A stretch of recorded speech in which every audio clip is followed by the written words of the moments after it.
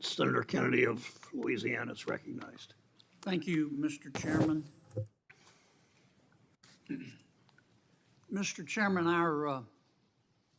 our economy is slowing, is it not?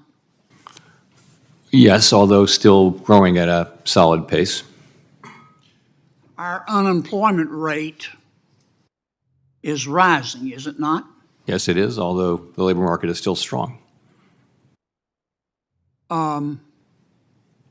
Our labor market is slowing, is it not? Yes, but I'd say unemployment is still, is still low by historical standards. But yes, it is. We've seen cooling. Yes. Mm-hmm. And I was looking at the recent jobs numbers. I know you've glanced at them too. About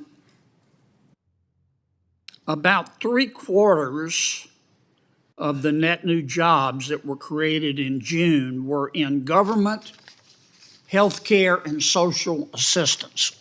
What does that tell you? So that's a concentration. You'd rather see broader job creation than that. Those three areas have, in some reports, they've been, as it was this time, they've been the predominant creators of jobs. That tells you that job creation is becoming less broad in the economy and it's narrowing. It tells you that government's creating those jobs, doesn't it? Well, it's government. It's also in-person services. It's also some of it's government. Manufacturing's been flat. Yes, manufacturing's not creating a lot of new jobs these days. Information technology shed jobs over the past 2 years, hasn't it? I don't know. Leisure and hospitality jobs have slowed to almost a trickle. So that's a place where there was a desperate worker shortage, and they've done quite a bit of hiring, but they're catching up now. I mean, three-quarters of the jobs that are being created in our economy can be related directly or indirectly to our spending deficits, can't they? In this report, in this single report, I don't know that healthcare is really government spending. I mean, that's something people are consuming. Where do you think these hospitals get their money? They may get it, but I mean, people are not. The spending on healthcare is not necessarily directly related to deficits. Is my point. I would disagree with you. I mean, here's my point. We talk a lot about expectations in terms of inflation. How if we expect there to be inflation, we'll get inflation. It seems to me that consumer expectations play a bigger role in the economy than we cede to them.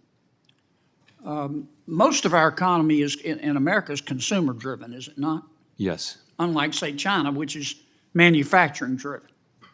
Very much so. And I listened to you cite the statistics about the economy, but most Americans don't feel good about the economy, do they? No, and we don't tell people how to feel about the economy. I mean, isn't it a fact that most people, if you ask them to define Bidenomics, they would say that's easy. We get to pay more to live worse.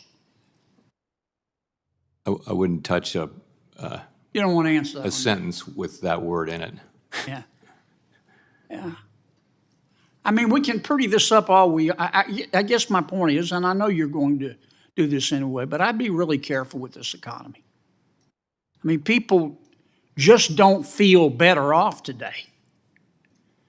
And one can marshal a persuasive argument that, well, you should, compared to Europe or compared to China, compared to Canada. But feelings are feelings. People don't feel good about this economy. And it's primarily because of inflation. Let me use my final 30 seconds to ask you.